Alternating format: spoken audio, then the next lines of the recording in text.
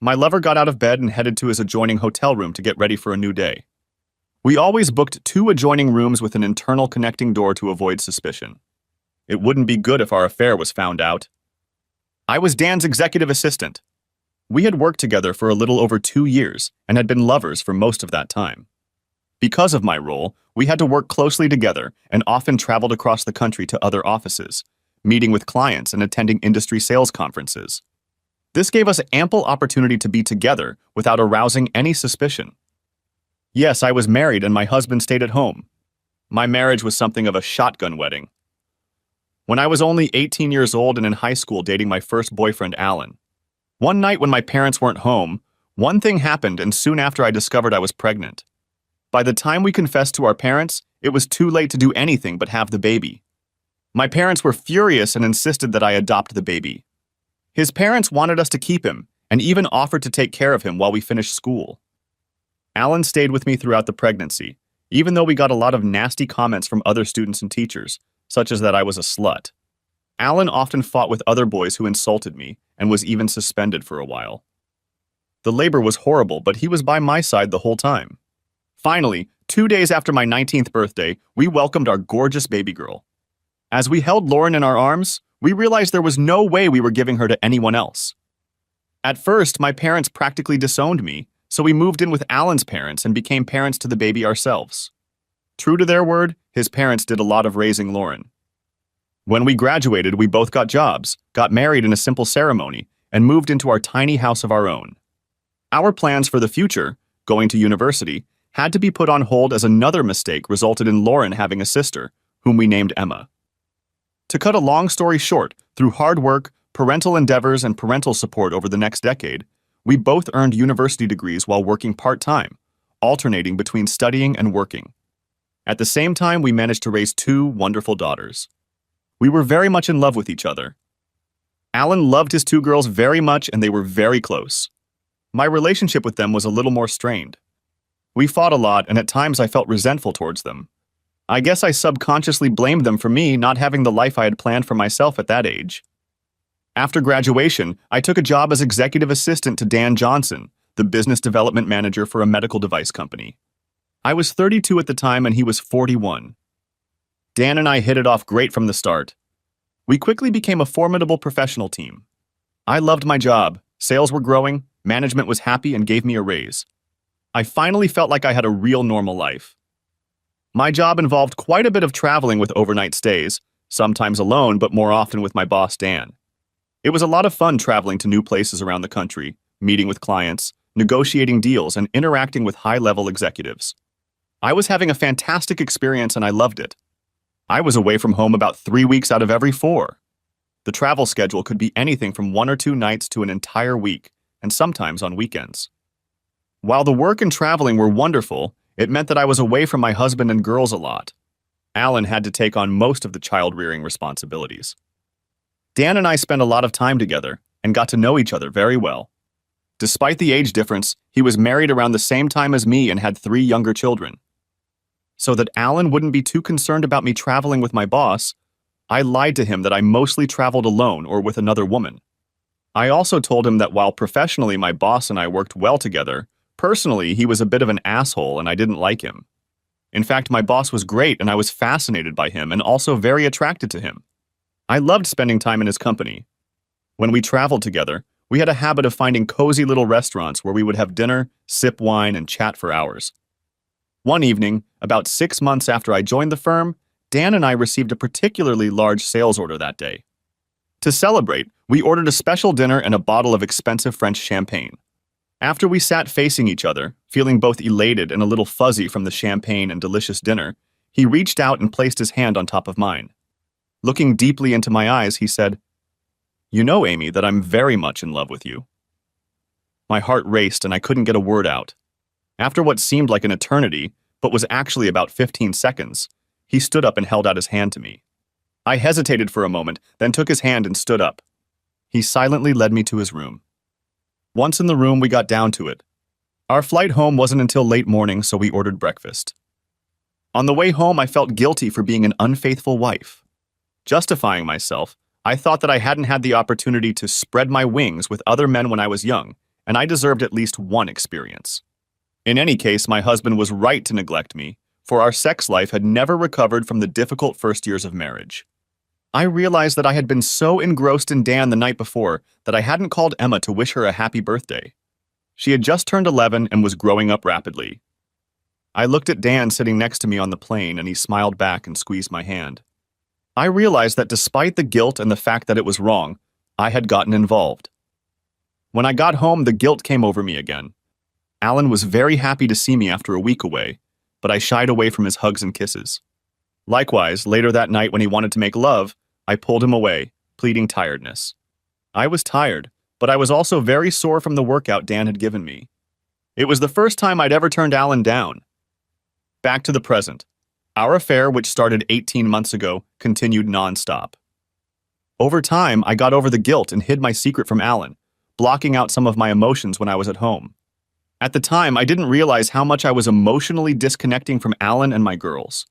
My thoughts were always about Dan and when we could be together again.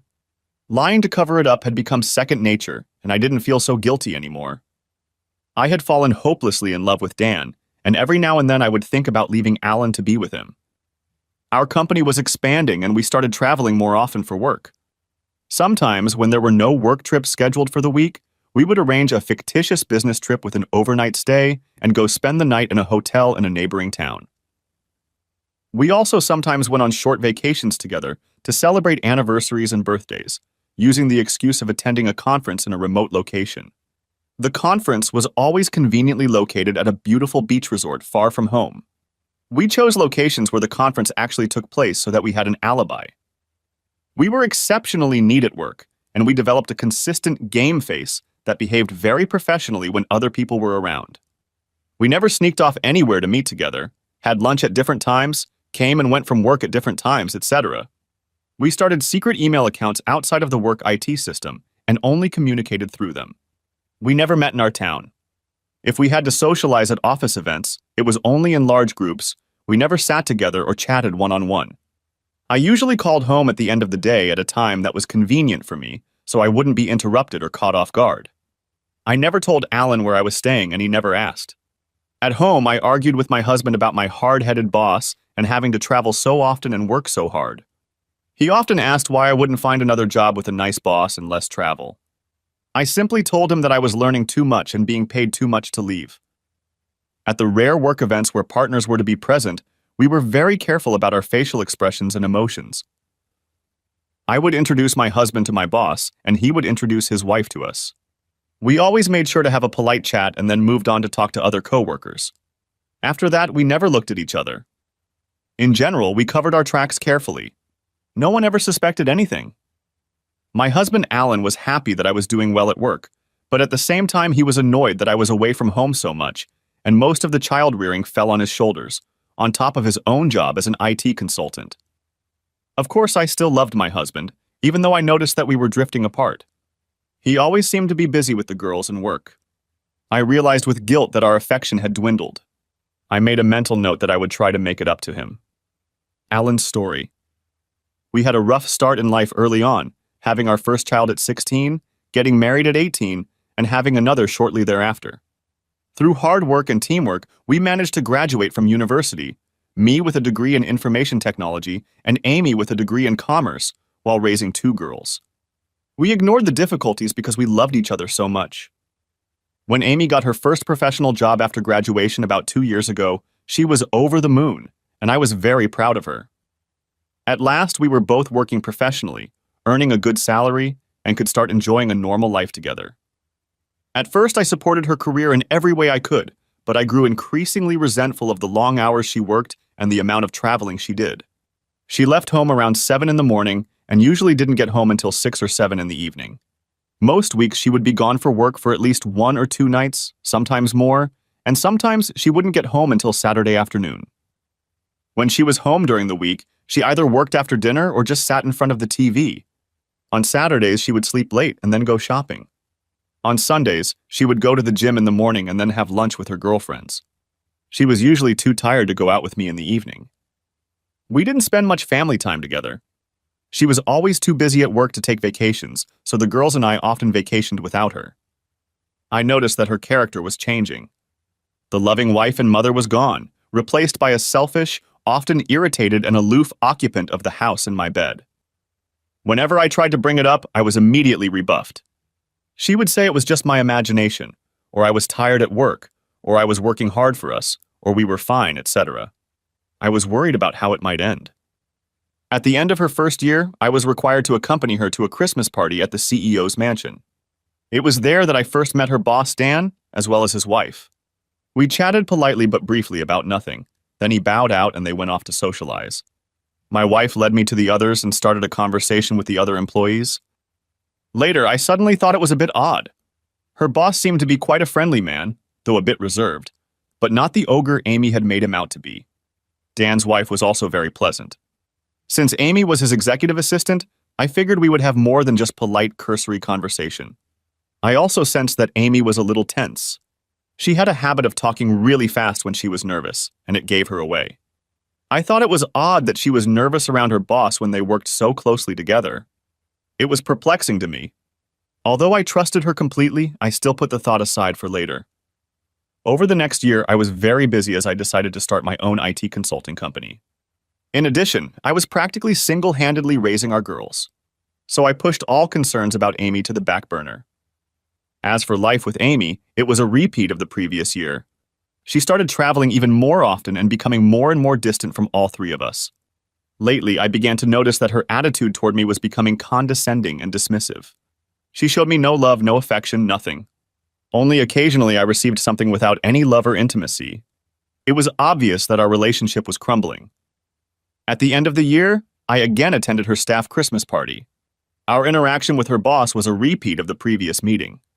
Afterward, a fleeting thought crossed my mind that she was hiding something.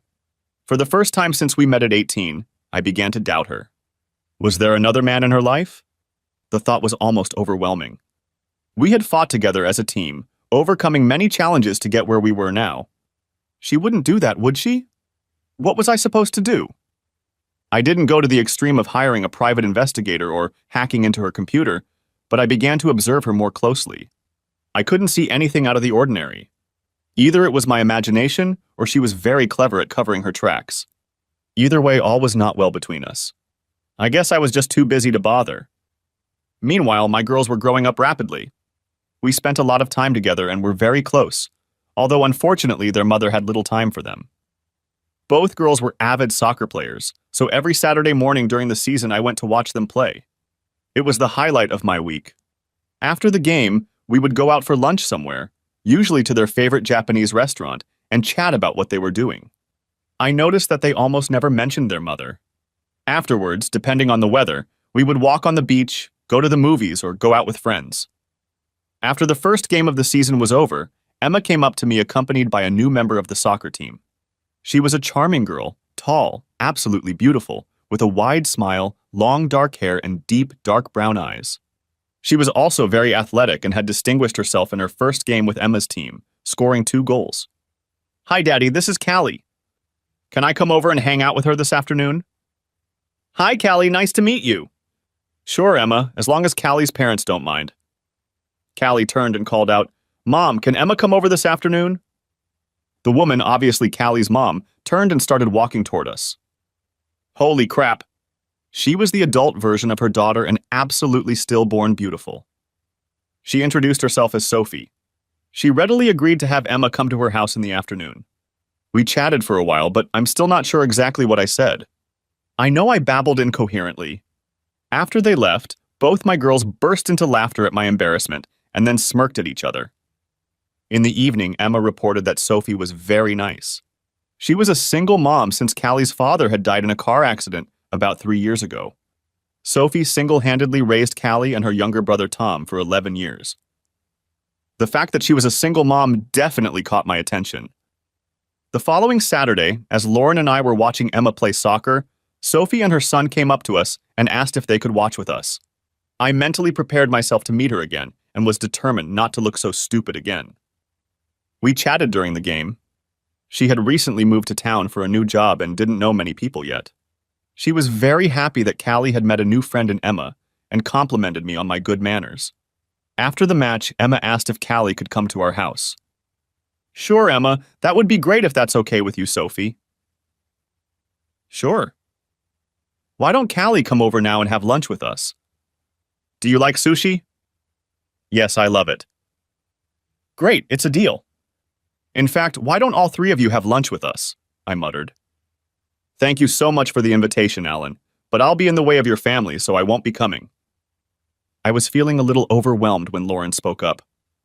No, please come, Sophie. It would be really nice to have you with us, and I'd get a woman to talk to for a change. You would be absolutely out of the way. Please.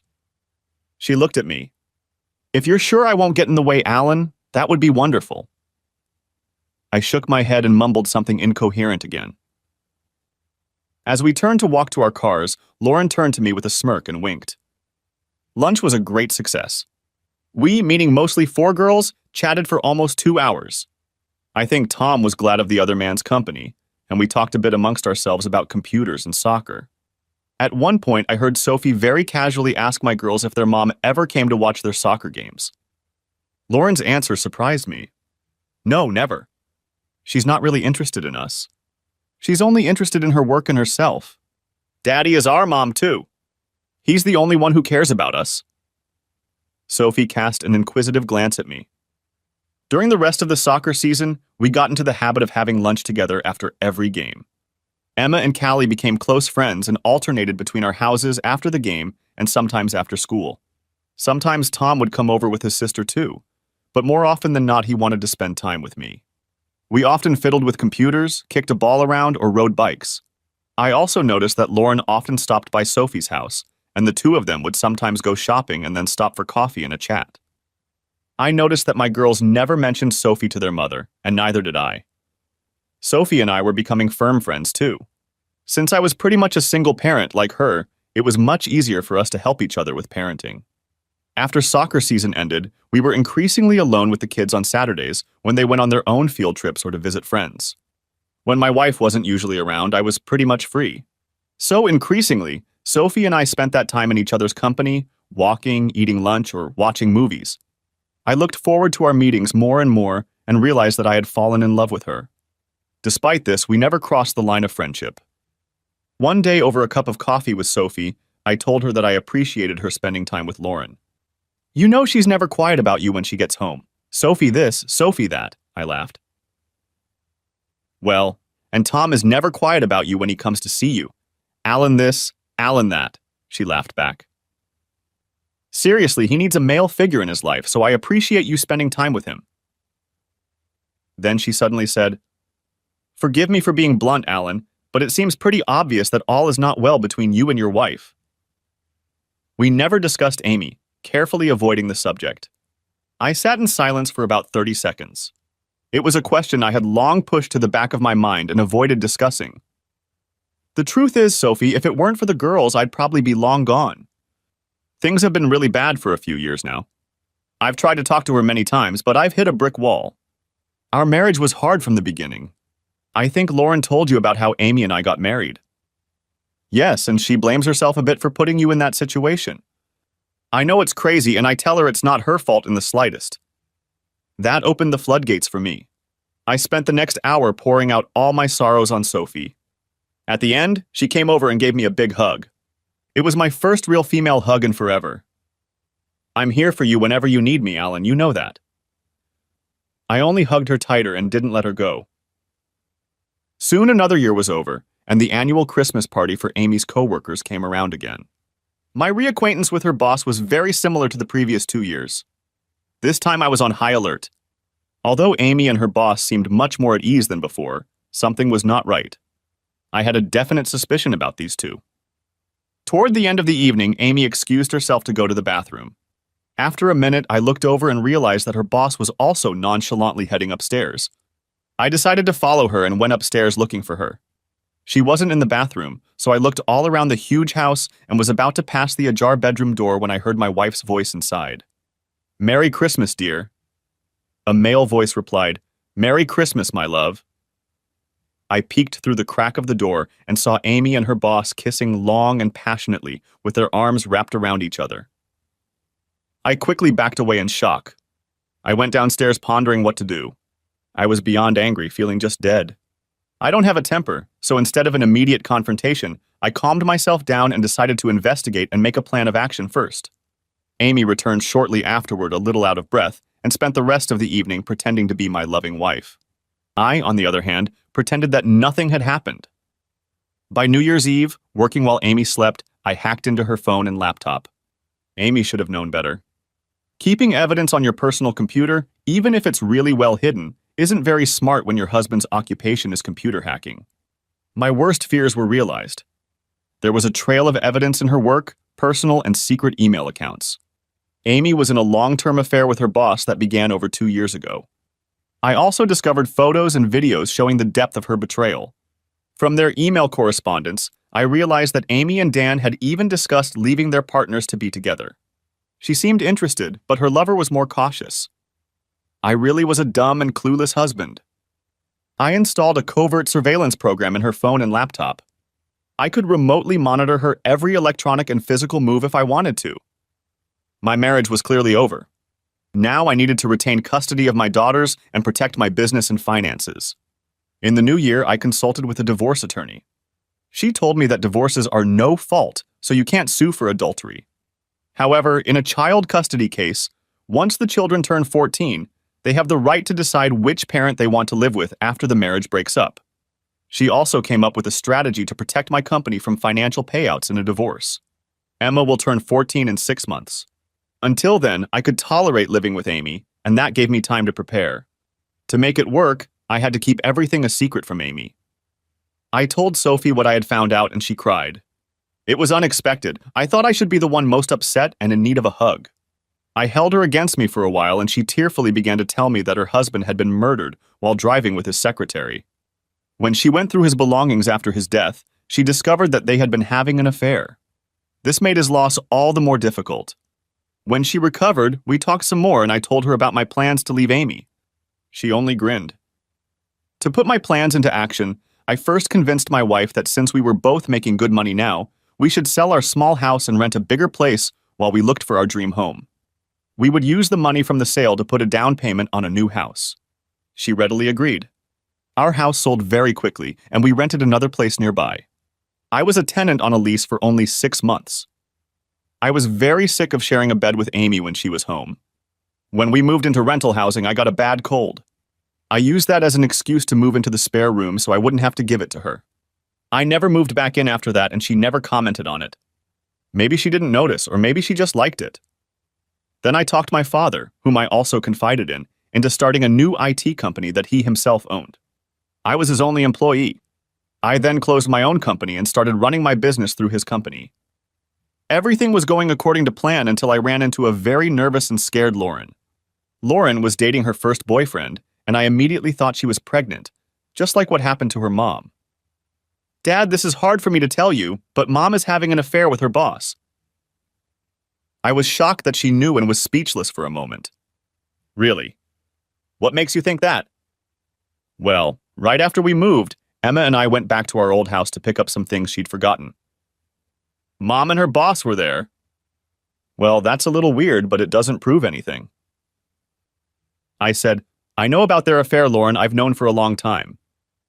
Then why don't you do something about this cheating girl? Emma saw her too? Yes. I called out to Emma, who was hiding within earshot around the corner, and she bashfully entered the room. I hugged them both tightly. I knew how awful it was for them to see this, especially young Emma. Can you both keep a very big secret? They nodded. I plan on leaving you soon, Mom. I'm just waiting until Emma turns 14 so you both can legally choose who to live with. With you! They both shouted in unison. It won't be easy to keep this secret, but until then, we mustn't do anything to alert your mother. They smiled conspiratorially. Afterwards, I asked Sophie to have a chat with Lauren. She had her first boyfriend now, and I didn't want her to follow in her mother's footsteps. Fortunately, Amy didn't show up as often, so we could tolerate her occasional presence and keep our secret. We enjoyed it even more when she wasn't home, knowing that the end was near. We spent more and more time with Sophie and her 2 children, often having lunch at each other's houses or going out together. One Friday afternoon, When my wife was supposedly at a conference all weekend, but was actually with her boss at the hotel, Lauren said, "Daddy, I'm going to babysit Sophie today."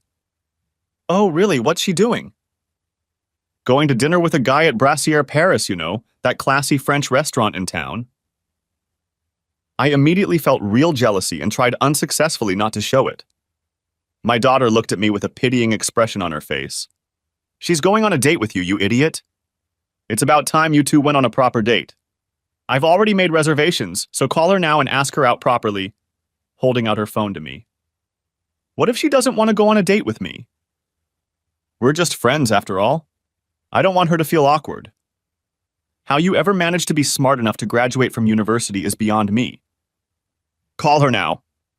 I called, and Sophie, judging by the sound of my voice, was absolutely thrilled and immediately agreed. Somehow I got the feeling that it wasn't a surprise. It took me 3 tries that night before my girls were satisfied that I was appropriately dressed for dinner. Just as I was about to leave, Callie and Tom walked in. In response to my perplexed look, Lauren said, "Oh, I forgot to tell you that they'll be spending the night here tonight, so don't worry about coming home late or not at all if you want." She smiled and handed me an already packed overnight bag. All of our children were obviously involved in a determined plot. When I arrived, Sophie met me at the door. "Oh my God!" She looked absolutely amazing. "Well, say something, Alan." "I can't. I have no words." "Do you like it?" she asked, twisting around herself. "Oh, much more than like it, Sophie. I had the best dinner of my life, and we had a wonderful time in each other's company." At the end of the evening, as we walked up to the front door of her house, I said, "I know our children have arranged for me to stay the night, but you don't have to." She said, "Shh, I'm counting on you to stay," and led me inside and into her bedroom. I wasn't going to argue with that. We were a little shy and hesitant at first. I let out all my mental frustrations and felt like I had died and gone to heaven. The next morning, we heard the sound of lots of feet on the stairs, voices outside, and a knock on the bedroom door, which then opened. Lauren poked her head inside. "Good morning, you two. It's almost 10 and we got tired of waiting, so we came in. Breakfast will be ready downstairs in 20 minutes. Oh, and I'd ask if you had a good evening, but judging by the look on your face, there's no need," she grinned. Laughter was heard outside the door and they all departed. "How did we manage to get such a wonderful group of children, Sophie?" The breakfast they made was delicious, and it was wonderful to spend it as a family. Later at home, I tried to justify myself to my girls for what had happened between Sophie and me. After all, technically, I had been unfaithful to their mother. They both just rolled their eyes and laughed at my awkwardness. "Dad, it's about time you were happy again. You're not married to Mom anymore anyway. She left you a long time ago. So what are all you co-conspirators up to?" "Actually, we're all in agreement. Emma and I need a mother, and Cassie and Tom need a father. You and Sophie are made for each other. So everyone wins. Even if I thought it was a good idea, Sophie might not." Papa truth. Even you should be able to tell how she feels about you and what she wants. Do I have any say in the matter? No, absolutely none, Daddy. From the looks on their faces, they were thoroughly amused by all of this. Now I was truly at the mercy of my daughters. A few days later at dinner, when we were all gathered together, I announced that I intended to go house hunting the following weekend. Sophie asked what kind of house I was looking for. I wanted to be close to the beach, 2 stories, with a large family room, a kids' escape room, a large backyard, and a pool. It should have at least 6 bedrooms in case my family ever grows, because you never know. Looking directly at her, I said, "I also want to make sure it will appeal to the woman I might fall head over heels in love with." Sophie stared back for a full minute, then walked over to where I was sitting and kissed me passionately in front of the children. When we took a breath, they watched us in silence and then exploded with joy, dancing around us. I took that as a yes. After weeks of searching, we found the perfect place. We decided to buy it jointly. She used her husband's life insurance money, and I used the proceeds from the sale of my house as collateral. Everything was ready for a showdown with Amy. As Emma's 14th birthday and thus D-Day approached, Amy announced that she was leaving for 7 days to attend a sales conference on the West Coast. I later checked her email and discovered that she was actually going on vacation with her boss to celebrate their third wedding anniversary on the island of Bali in Indonesia. To avoid arousing suspicion at work, they independently told everyone that they were going on vacation with their families because they were working so hard that they were neglecting them. She would leave work a day earlier than her boss and fly to Bali alone. He would fly in a day later. She would come back to work a day earlier than her boss to make the script look believable. They were getting lazy. Their gimmicks weren't up to their usual standards, as the whole thing could easily unravel if someone checked. Amy flew off to her conference, and we immediately started packing and moving our things to our new home, where Sophie and the kids had moved a month earlier. The Balinese god of vengeance, if there is such a thing, was really smiling down on me. The same night Amy arrived, Agung volcano, an active volcano in Bali, began erupting in full force, spewing clouds of volcanic dust into the air. All air travel in and out of Bali was immediately suspended. Her lover stayed home and Amy was stuck in Bali alone to celebrate their wedding anniversary. "This is impossible to make up. I laughed so hard I almost peed my pants." The volcano continued to erupt and all flights were still canceled, separating the lovers. Behind the scenes, I checked her emails and messages every day to amuse myself. The lovers were not happy at camp, and Amy was very resentful of Dan, as if it was his fault. Every once in a while, Amy would call home and tell me how busy she was at a conference, and blah, blah, blah. Typically, I would ask her how things were going at the hotel and ask questions about the city she was supposedly in. When I later gained remote access to her laptop, it turned out that during the phone call, she had been frantically searching the internet for information to come up with plausible answers.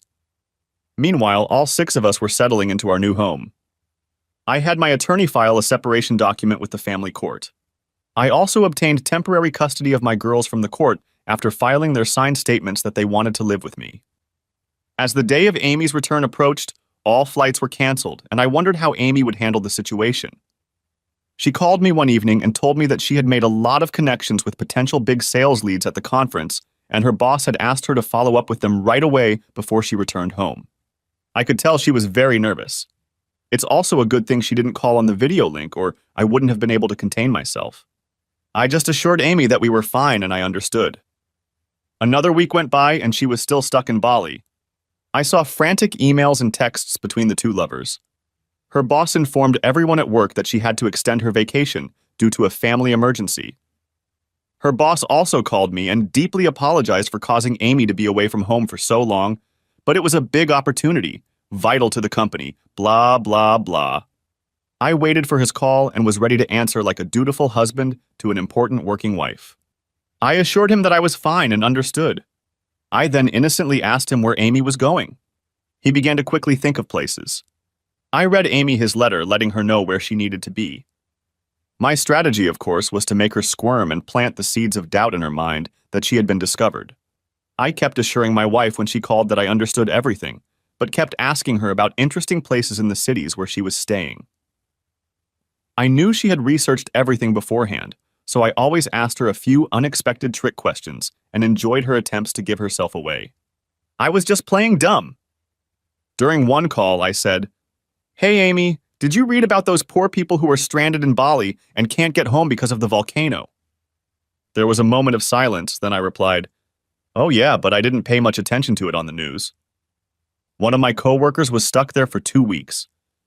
"Do you remember Paul Howard and his wife? We met them about 6 months ago." "Oh, yes. We're working on a project together, and he has to do his part of the work remotely via the internet from his hotel in Nusa Dua. At least the Grand Hyatt isn't a bad place to be stuck."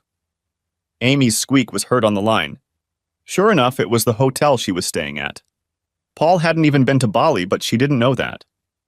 Immediately after the call, she'd moved to a cheap hotel on the other side of the island. She must have prayed she could get away with it. Of course, my 5 girls and son thought the whole farce was hilarious. Yes, Sophie's children were mine now. Finally, after almost 3 weeks, the volcano stopped erupting and flights from Bali resumed. Amy called me to tell me that her work was over and she would be back on Friday afternoon. I was waiting for her from the airport at our rented and now vacant house. I had planned this meeting very carefully. When she walked in, I was sitting at the kitchen table with 2 glasses and a bottle of wine. She looked tired and very nervous. Oddly enough, for someone who had been in business for 3 weeks, she had a deep tan. I didn't bother with the usual kiss on the cheek.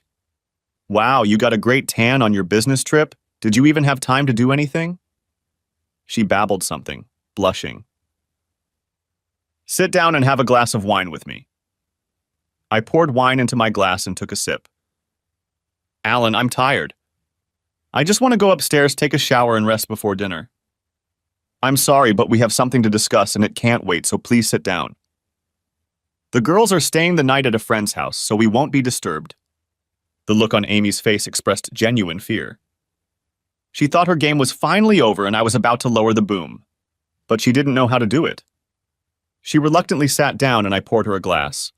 I'd rehearsed this speech many times and honed the apologetic face. You know things haven't been smooth between us for a long time, Amy. Do you know why? She looked startled and only mumbled a no. I'm sorry to have to tell you this, Amy, but I can't sugarcoat it. The truth is that I've met another woman. I love her and I want to be with her. That's why I've decided to leave you to be with her. In an instant, a sudden shock struck her, and the frightened expression on her face was replaced by wordless rage. I continued, still apologizing. I didn't mean for this to happen. It's just that you were away so often and I got lonely. How dare you do this to me, Alan? After all I've done for you, who is she? I assume you're entertaining her, blah, blah, blah. I just sat there with a sorrowful face while she poured a dregs of water on me for about 5 minutes. I can see that you're very angry, and that's understandable. It's pointless to continue the conversation now. I'll come back tomorrow around 4 o'clock in the afternoon to talk some more. We have a lot to discuss. I left that tirade and walked back to my new home. A string of angry text messages and voicemails followed me. I didn't bother to respond. Back home, everyone was wondering how it went. My response, even better than expected. For dinner, we had pizza and watched a movie together. The girls turned off their phones to avoid communicating with their mother, even though I made it clear to them that they could not cut off contact with her. Why didn't I attack her for her cheating? Because it would have hurt her so much more that way. That night, Sophie and I made tender love. All my anxiety and tension just melted away. Amy, who? The next afternoon, I showed up at my old place, armed with a folder of papers. I was greeted by a still very annoyed Amy, along with her best friend Claire, who was a lawyer and whom I had never liked. I saw old emails where Claire had encouraged Amy to continue the affair in the early days when Amy was feeling guilty and thinking about breaking up. I sat down at the table facing both of them. Claire appeared to be the spokesperson, and offense was the best form of defense. She proceeded to tell me at length what an asshole I was and what a wonderful wife and mother Amy was, how I had taken advantage of her while she was away and worked so hard for the family, how I should beg her to come back. If I didn't, she would clean me out in the divorce, take the girls, and I would never see them again. What hypocrites. After last night, they apparently decided that if I knew about her affair with her boss, I would have brought it up. I kept a sad, apologetic, and questioning look on my face. Amy, I realize how much this hurts you, but I guess I'm a little surprised that you're so angry. For quite some time, I haven't felt like you really loved me. You've been physically and emotionally absent from our marriage for the last 3 years. That's utter nonsense, Alan. Of course I've been around. I know I work hard, which often distracts me from my work, but I did it for us. So tell me, Amy, when was the last time we made love? Amy remained silent. I can tell you it was 3 years ago. Yes, we have sex very rarely, but I was talking about making love. I can tell you the exact date of the last time. Remember, 3 years ago you were away on a business trip and forgot to call Emma on her 11th birthday. She tried to call you several times throughout the evening, but never got through. She was so upset. I remember it well because Emma's birthday was 2 weeks ago when you were on a business trip and you forgot to call her again. So I thought it was a bad anniversary for us. She threw me a guilty look. Ever since you came home from that trip 3 years ago, somehow our relationship has never been the same. I've always wondered why that's the case. I realized from the look on their faces that I had hit the mark. They looked very uncomfortable and squinted at each other. After all, Amy, we've been sleeping in separate bedrooms for about 6 months now. It doesn't seem to bother you. I can't remember the last time we went out together or went on vacation. It feels like you spend your vacations at work. They both shuddered. When you're home, you're not here with me and your girls. I smiled inwardly as I watched them squirm in their seats. Anyway, Amy, I'm sorry, but I'm going to move on with my life, and I hope for the girls' sake we can make our separation as easy as possible. Reconciliation is really impossible. Who is she? Do I know her? You've met her daughter Callie, Emma's best friend, a few times. Her mom Sophie and I met at Saturday soccer last year and became friends. I think our friendship grew until we realized we were in love with each other. We had an affair and recently decided to move in together. Before they could say anything else, I placed a large index folder on the table. I've gathered some documents and information for you. Tab A is the separation agreement I filed with the court 2 weeks ago. Tab B is the divorce petition you need to sign. The sooner you sign, the sooner we can move forward. Tab C is the proposed financial settlement. Tab D is the new lease on this house. The lease expires in 3 weeks, so you will have to renew it in your name if you want to stay. Tab D is all the utility contracts. I gave notice to terminate the agreement in 3 weeks. If you want to stay, you will have to renew them in your name. Tab E, bank statements. I have withdrawn 60% of the funds from our joint accounts. The credit cards in your name now belong to you. Finally, Tab F is a temporary court order for custody and child support. The girls have decided to move in with me, so custody will be handled by me. Child support will be paid directly from your paycheck at work. Access to visitation has been left open so we can work this out as we see fit. They were stunned that I was so well prepared. Claire began. You bastard! You've been planning this for ages! You're not going to get away with this. We're going to take your IT company, your girls, and your money. Well, yeah, I've been planning this since Christmas. I had a waking moment at your staff Christmas party, Amy.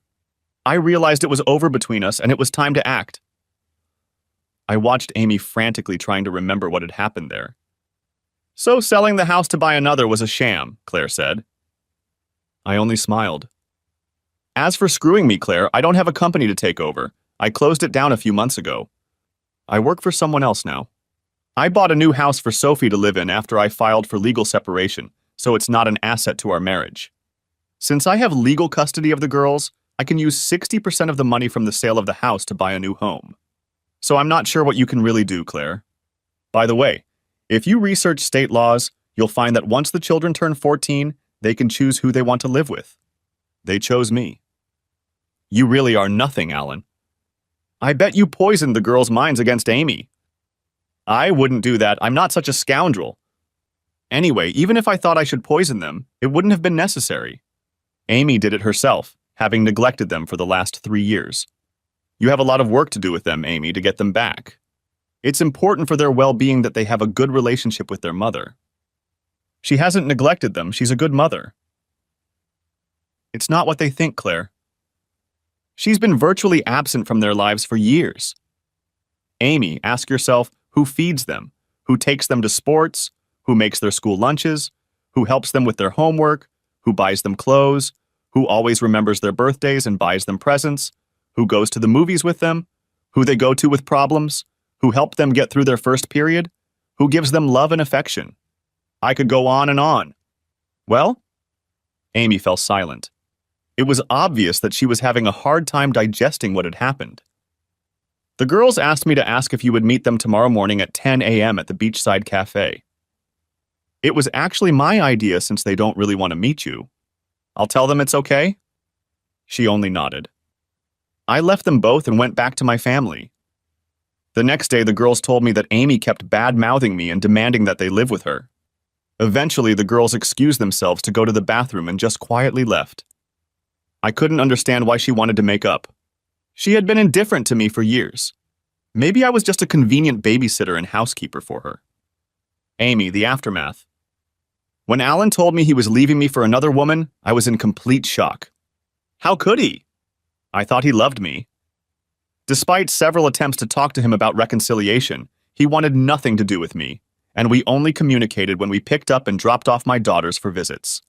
My girls were openly feuding with me, and the time spent with them was unpleasant. When I left them at home after a visit, they would happily run to their new stepmother and hug her to purposely piss me off. Eventually, I told them not to come to my house unless they wanted to themselves. I had always envisioned my life continuing as it had before, with my lover to pleasure me on the road and my husband to take care of me at home. The shock and emotional devastation of Alan actually leaving me was immense. Several months passed, and the more I thought about it, the more I realized that while it was a huge surprise, it wasn't meant to be. Alan was right. I had been an absent wife in many ways. For the last 3 years, I had concentrated all my love, all my emotional intimacy on Dan. There was almost nothing left for him. I realized that the only real surprise was that he stayed so long. I couldn't afford my house payment and child support, so I had to move into a tiny old apartment. I spent nights at home alone, watching TV and eating crappy takeout food. Dan's attitude also changed when Alan left me. He was suddenly too busy with his family to spend much time with me, even though I was now a free woman and always available. He sent me on business trips alone more and more often, telling me that I could handle the clients on my own now. When we were together, the emotional connection seemed to disappear. About 6 months into the marriage breakup, Dan announced that he was quitting his job and moving to another firm in another city. I tearfully asked him to never contact me again. In the blink of an eye, I became a divorced woman. I couldn't help but think of a line from a Joni Mitchell song. Doesn't it seem like you don't know what you've got until it's gone? I foolishly thought I could have my cake and eat it too. Nor did it help my confidence that Alan was now with a gorgeous woman who was so sweet it was impossible to hate her. He was outright glowing with happiness with his new partner. I remember he looked the same way with me when we were young parents trying to raise 2 kids. No matter what challenges we faced, we fought together to overcome them and were happy and in love. How could I have let that crumble? My 2 girls seemed much happier too. They treated Sophie as their mother, not me. I was just an annoying relic of their past that they were forced to visit occasionally. It was very painful. I think I hit rock bottom when I complained to my girls about my situation. Lauren looked at me coldly. So, did you leave your father after all?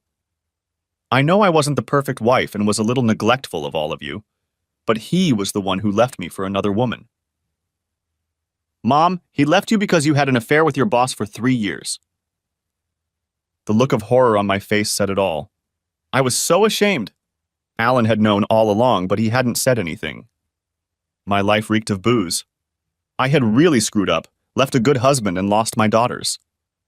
True to his word, Alan advised our girls to keep in touch with me. He was right. I had a lot of work to do to get them back. Gradually, they began to come to me without compulsion, and sometimes they even stayed overnight. One evening, as I drove the girls to their new home, I asked Alan if we could have a little chat. He got out of the car with me. I turned to face him. Lauren told me you know about Dan and me. I'm really sorry, Alan. You've been a good husband and you didn't deserve anything from me. I was just an ungrateful, selfish bitch and I got what I deserved. He only nodded. Why didn't you tell me you knew Alan? Maybe you could have stopped me early enough to save our marriage? By the time I found out, it was too late for that. When did you find out? I caught you with your boss when you snuck out together at the office Christmas party last year. I didn't say I saw you. After that, I did some digging and found out everything you 2 had been up to. I blushed thickly. I was so embarrassed. I have to admit, it really amused me when you were stuck in Bali by yourself. Oh God, I feel so miserable. You must hate me. So why didn't you confront me face to face? I was very angry with you and wanted you to feel my resentment and get a little revenge. I did some investigating and found out that you're not the first secretary your boss has slept with. He actually has quite a history of grabbing and dumping. I decided that the best way to punish you was to just keep quiet and let events unfold. Knowing his past, I figured that if your affair remained a secret, he would probably keep you in suspense for a while and then eventually get tired of you and dump you for someone new. I was afraid that if I made a big scene, his wife would find out and divorce him. Then he would be free to be with you and you would probably go unpunished. I also figured you'd feel a lot worse if you thought I just left you for another woman. I must say that your strategy worked perfectly. You definitely got your revenge, Alan. My life has turned to shit. I guess in hindsight, I'm sorry you were hurt so badly. Well, to be honest, a little sorry.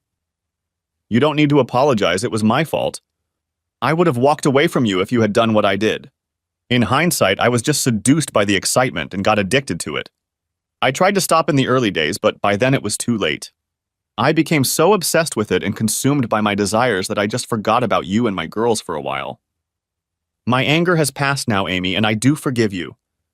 I've also become more philosophical about it. After all, I wouldn't be with Sophie now if you hadn't cheated on me. Yes, I know, that's what hurts the most. Our marriage was difficult from the beginning, Sophie, so I don't think you're a bad person at all. Yes, you made a really big mistake, but he was a master seducer. You didn't get a chance to grow up properly, enjoy all the normal things teenagers do, and especially dating and figuring out who you really wanted to spend the rest of your life with. You weren't ripe for the picking, and your boss picked you. You're probably right, Alan, but why did you have to tell the girls about him? It was too cruel. No wonder they hated me. I didn't tell them, Amy. They told me. What? How? They both came back to our old house unexpectedly and caught you two in the living room. Remember, right after we moved our stuff out. At first I couldn't remember, and then I remembered with horror. What did they see? Pretty much everything, even Emma. Lauren described the event to me in quite a bit of detail. My whole body felt like it had fallen under, and I started sobbing heartily, not paying attention to anything around me. I don't know how long I cried, but I realized that Alan had his arms wrapped around me, supporting me and holding me tightly against him, my head buried in his chest. The familiar feeling and smell made me burst into tears again. I was picked up in his arms and carried into the house and laid on the couch. I felt so awful. Everyone, including Alan's new partner Sophie, was so sweet and caring. She insisted I stay to calm down, and when I came to my senses, insisted I stay for dinner. Sitting at the table with his new family, Alan looked so happy. I had really messed things up. As I walked out to the car that evening, he put both hands on my shoulders. Amy, I don't want you to keep berating yourself and being miserable. We had a very rough start in life when we were too young to become parents and commit to each other for the rest of our lives. If you think about it, the most amazing thing is that our marriage has lasted this long, 14 years. It's a credit to both of us. Look at the positives. Our 2 mistakes resulted in 2 adorable daughters, whom we raised into 2 wonderful young women. It's a fantastic legacy of our marriage that can never be taken away. You're right, Alan. Speaking of mistakes, I have to say I've made another one. Sophie is pregnant, so we're getting married sooner than expected. You seem to be very prone to mistakes. You are a good man and a good husband, Alan, better than I deserved. I wish you well. I gave him a hug and a kiss on the cheek and then left. My seat was indeed taken. I hoped I could find another man as good as him. But there was little chance. Epilogue, Alan. Why did I forgive her so easily? For several reasons. Because hate can consume you and make you bitter. Because she was still being punished regularly just by seeing me with Sophie. I had loved her once too, and our bond remained intact no matter what. Although I wanted to punish Amy, my real revenge was directed at her boss Dan, who had once seduced her and led her away from me. I hacked into his computer, sending him an email that looked like it came from Amy. It contained a hidden Trojan horse that gave me full access to everything. I discovered that he had been quietly and cleverly embezzling money from his former employer and was now playing the same game with his new employer. I collected a lot of evidence and sent it anonymously to both employers and to the police. At his trial, he pleaded guilty and was sentenced to 7 years in prison. His wife supported him throughout the trial and then visited him in prison with his children. I went to see her and showed her incriminating evidence of his numerous affairs. She was furious and decided to dump him on the spot. To complete my revenge, I visited Dan in prison. He didn't recognize me at first. Hi, Dan, we've met before. I'm Amy's ex-husband. What the hell do you want, asshole? To give you messages. The first one is from my ex-wife, Amy. She sends her regards and hopes you're enjoying your new home that I personally helped you set up. What? You know, you really should have called in the professionals to encrypt your computer. After I hacked into it, it only took me 15 minutes to unlock everything. I just couldn't resist sending it all to the police. After he stopped swearing at me, I said, I hope you don't mind, but I also visited your wife and took the liberty of showing her all those compromising photos and videos I found of you and your girlfriends. I must say that she was very angry with you. She insisted that we get revenge and I couldn't refuse. I don't know why she wasn't enough for you. Nonsense. She wanted me to show you this. I spread the pictures in front of him. Sure, they'd been doctored with Photoshop, but he didn't know that. She said to tell you that she'll never visit you here again, and you'll never see your children again. I gave her the name of my lawyer who is going to divorce your sorry ass. The look on his face was priceless. Yes, revenge is indeed a dish best served cold. Thanks for watching, I hope you enjoyed it, so subscribe to my channel and watch the next video.